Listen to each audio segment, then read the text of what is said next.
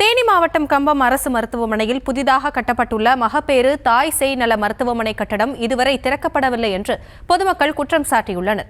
மகப்பேறு தாய்மார்களுடன் வரக்கூடிய உறவினர்கள் தங்குமிடம் குப்பை கூடமாக காட்சியளிப்பதாகவும் புகார் தெரிவித்துள்ளனர். இதுகுறித்த விவரங்களோடு இணைகிறார் எமது செய்தியாளர் சத்யராஜ், அந்த கட்டடம் திறக்கப்படாததற்கான காரணம் என்று மருத்துவமனை தரப்பிலிருந்து என்ன விளக்கம் அளிக்கப்படுகிறது? வணக்கம் ஹாசினி. தேனி மாவட்டம் கம்பம் அரசு மருத்துவமனை பார்த்தோம்னா தமிழக கேரள எல்லைப்பகுதியை ஒட்டிய ஒரு மருத்துவமனை திகழ்ந்து வருகிறது. குறிப்பாக தமிழக பொதுமக்கள் மட்டும் அல்லாமல் கேரளாவிலிருந்து ஏராளமான தமிழ் பொதுமக்கள் வருகை தந்து இந்த மருத்துவமனையில் சிகிச்சை பெற்று வருகின்றனர். குறிப்பாக பார்த்தோம் என்றால் இந்த கம்பம் அரசு மருத்துவமனையானது மகப்பேறு மருத்துவமனையில் சிறந்து விளங்கி வருகிறது. குறிப்பாக தேனி மாவட்டத்தில் 2ஆம் இடம் வசித்து வரும் ஒரு சிறந்த மருத்துவமனை இருந்து வரும் சூழலில் தற்பொழுது பார்த்தோம் என்றால் இந்த மகப்பேறு மருத்துவமனை தாய்மார்களுடன் வரக்கூடிய பொதுமக்கள் தங்கக்கூடிய இடமானது குப்பை கூடாரமாக காட்சியளித்து வருகிறது.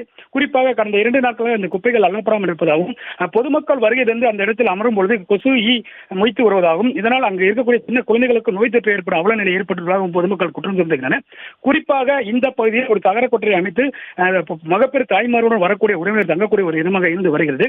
இருந்த போதிலும் இந்த வரக்கூடிய பொதுமக்கள் கூறுகையில் மகப்பேறு ஒருங்கிணைந்த மகப்பேறு மருத்துவமனை புதியது ஒரு கட்டிடம் கட்டப்பட்டு திறக்கப்படாமல் இருப்பது திறந்தால் பொதுமக்களுக்கு ஏற்ற வசதியாக இருக்கும்.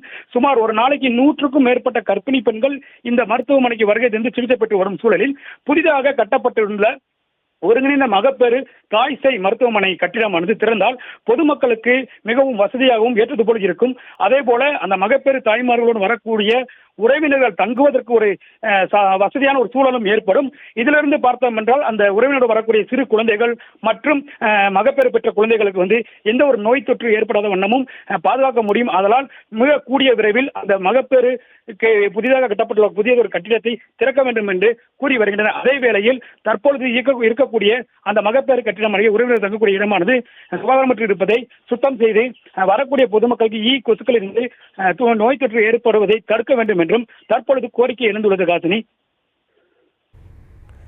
விவரங்களுக்கு நன்றி சத்யராஜ்.